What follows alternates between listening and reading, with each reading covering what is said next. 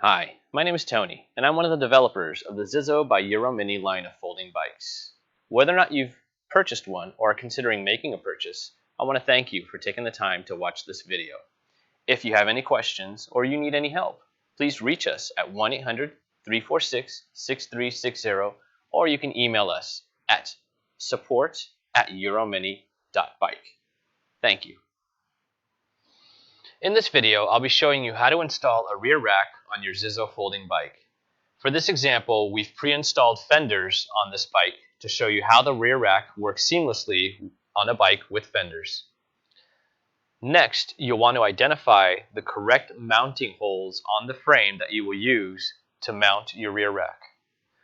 Finally, check the instructions and make sure that you have the correct tools needed to install the rear rack. Once you've identified the correct mounting holes on the frame for your rear rack, begin by installing the lower legs onto the frame. Take one of the bolts and washers and thread it by hand onto the upper hole of the frame. Take the second bolt with the washer attached and do the same on the other side.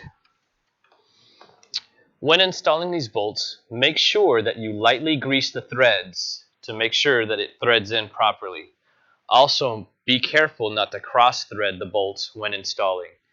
If the bolt doesn't install easily and freely by hand, check to make sure that the threads on the bolt and the threads within the frame are not damaged. Notice when the stays of the rack are installed onto the frame, it will rotate, but it won't go anywhere.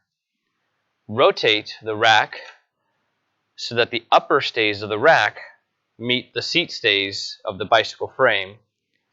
With the bolts lightly greased, thread those in by hand as well. Take your Allen wrench and, starting at the bottom, screw in the bolt securely and tightly. With the 4 bolts securely tightened, your rack and bike are now ready to use. Thank you for watching this video.